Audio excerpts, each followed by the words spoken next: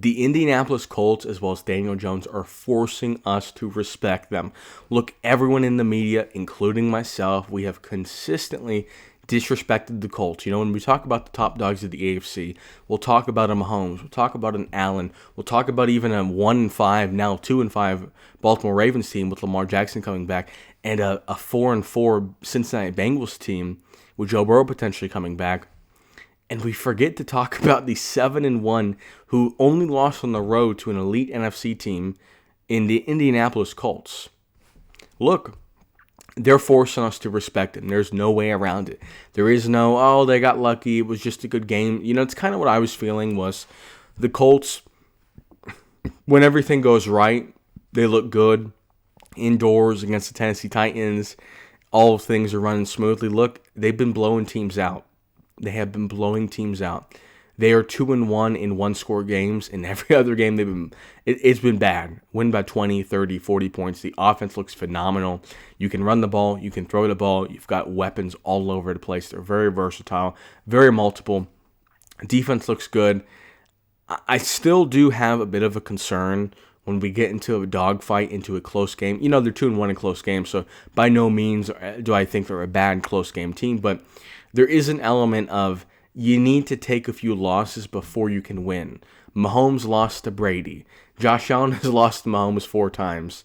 It kind of feels like these guys need to. You can't go all the way from being a bad quarterback, which is what Daniel Jones has been, being a bad team, which the Indianapolis Colts have been, and then jump all the way to conquering a Mahomes, an Allen, a Burrow, Herbert, all these guys in the playoffs. So I am a bit concerned about the Colts being a potential one-and-done playoff team. But look, they've been dominant, and they've got a very big Week 12 game. I talked about this last week. I was saying if they could go 2-1 in this next 3 games, the Titans, the Steelers, and the Falcons, that Week 12 game after their bye week at KC would be massive. I mean, currently they're 7-1. I think they could lose the Steelers or the Falcons. If they're 8-2, which I had mentioned last week, if they can go 2-1, they've already beaten the Titans, so they can split these next 2 games. If they can go 8-2 into KC, if they beat KC, we really have to talk about them as the number 1 contender in the AFC.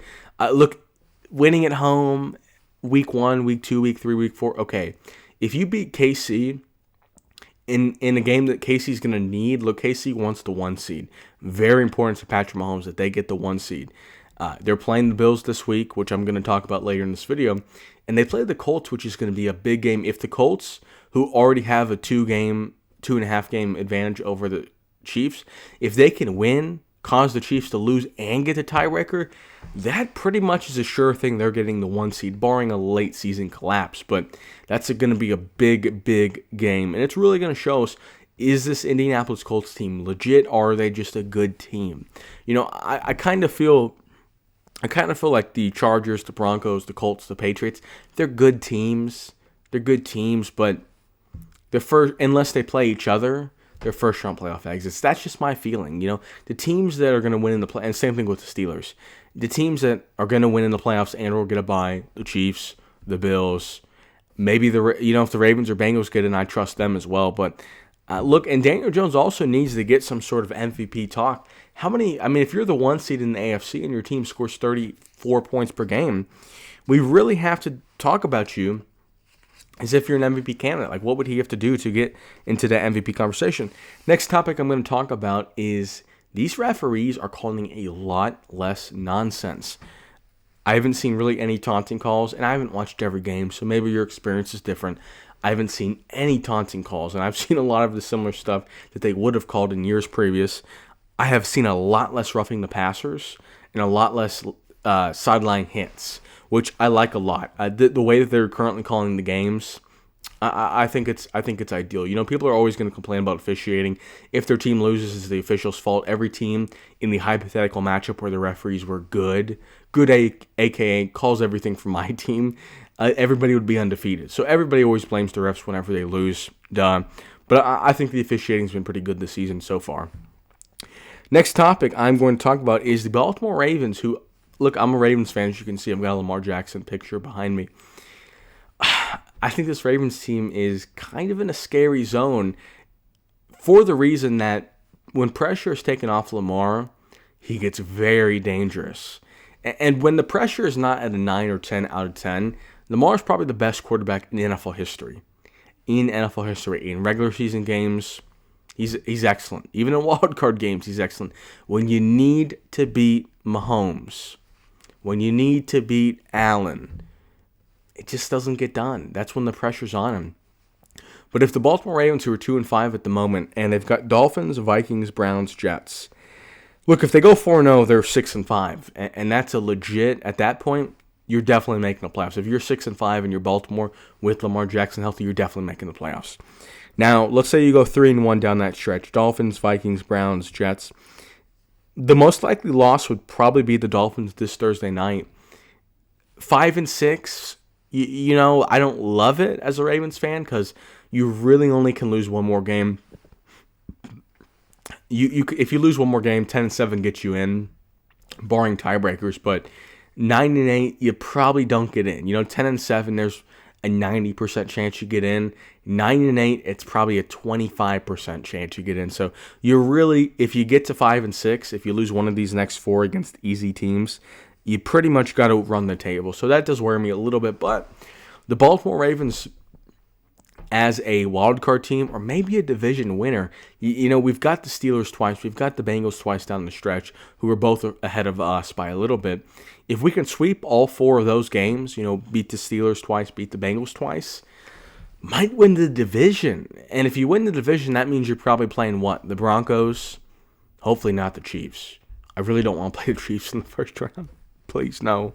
Please, no. Broncos, Chargers, you know, the AFC West team that's the best, or the Jags, or maybe the Dolphins, or maybe the Bengals or Steelers, you know, those are the matchups. But as long as we can avoid the Chiefs, I'm feeling pretty confident. Or if we make it the wild card team, if we can avoid the Chiefs and the Bills, I'm feeling pretty confident in the first round. And I've got a kind of an epiphany that I don't think anybody views these teams as the same, but I think the Cincinnati Bengals, with or without Joe Burrow, whether it's Joe Burrow or Joe Flacco, I think the Cincinnati Bengals are the AFC's version of the Dallas Cowboys. A 500 team, kind of middling of the road, elite passing attack, very efficient on offense. You know, there's some passing attacks that they put up a lot of yards but not a lot of points. These offenses put up a lot of yards and a lot of points, scoring over 30 in half their games. I mean, these are top 8 offenses in that top fourth of the league. And they're 500 teams. The defense hasn't been great for either of them. The offense is a bit limited when it comes to the run game. The Bengals have a better run game for sure. But both offenses, they don't have mobile quarterbacks, so they don't bring that element to the run game, and they don't have elite running backs. So pass-centric offenses that are very exciting to watch. Elite wide receiver ones, elite wide receiver number twos. You know, these are probably the best two duos in the league. And even without Joe Burrow, I think these are probably the two of the 5 best offenses in the league, and there's a good chance both miss the playoffs, but both could make the playoffs as 7 seeds, as 6 seeds. And unlike other years where we'll get a Denver Broncos with a rookie Bo Nix, kind of rely on the defense to get turnovers, to run the ball, and to get into 3rd and 2s. But you're going to beat them in the playoffs. When the Pittsburgh Steelers go into Baltimore last year, when the Broncos go into Buffalo last year, you kind of know they're going to lose. When the Cowboys go into, let's say, Green Bay, or when the Cowboys go into Detroit, or into Philadelphia, or when the Bengals go into Buffalo, it's like, especially with Joe Burrow, it could be a shootout. It could be a shootout. Now, if the offense isn't clicking, they lose, because the defense can't hold up their end of the bargain. The run game can't get you into good, manageable 3rd downs and 2nd and 5s and less. But look, if it's a shootout, and I've got Jamar Chase, T. Higgins, or I've got CeeDee Lamb and Pickens, I mean, that's not a bad idea. That's a scary game. You know, if you can play a mediocre offense and an above-average defense, I'd much rather do that than play the Bengals with Burrow or the Cowboys with Dak in that offense. So I do think there's a good chance both teams are 9-8. They give me 9-8 feelings.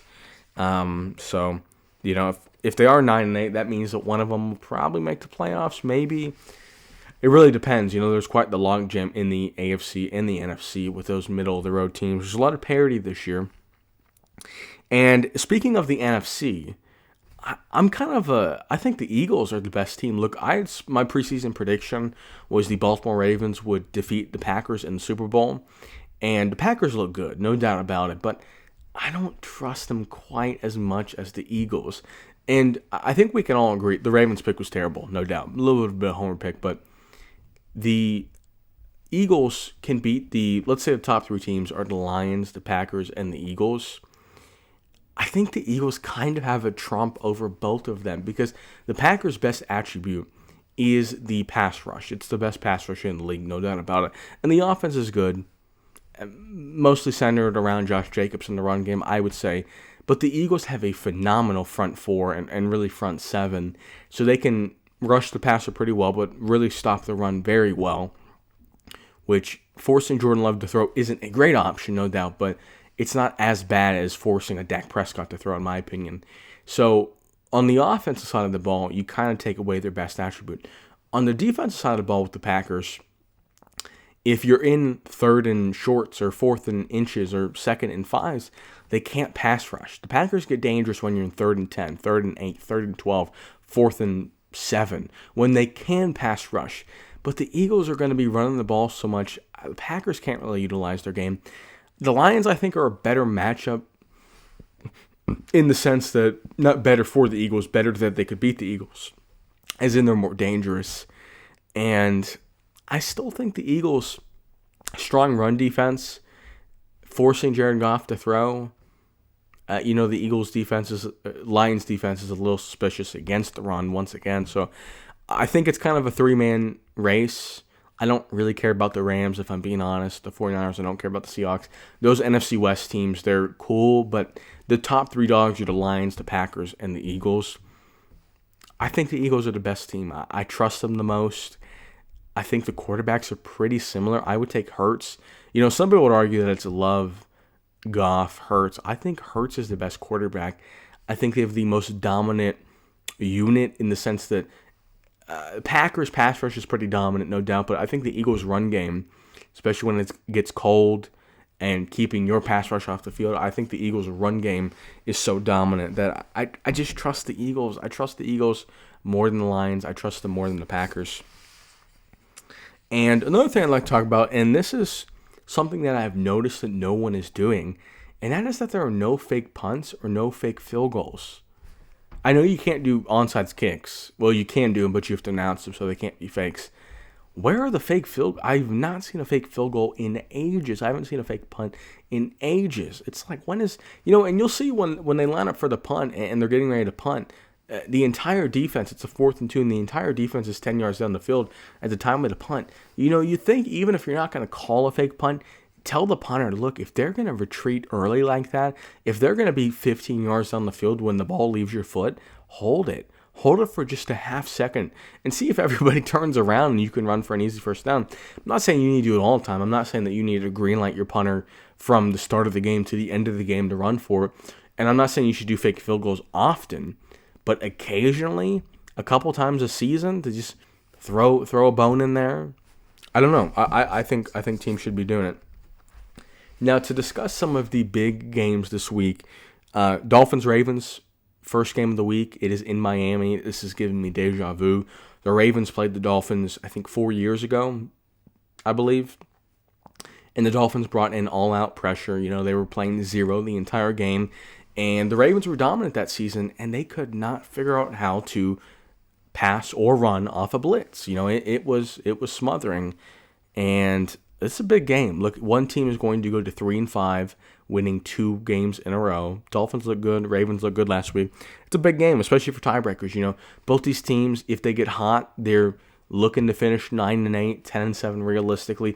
Both teams could hypothetically win out and go to 12-5, but realistically, if either of these teams get hot and win 3/4 of their game down the stretch, that means they're going to be 9-8, 10-7, maybe 11-6.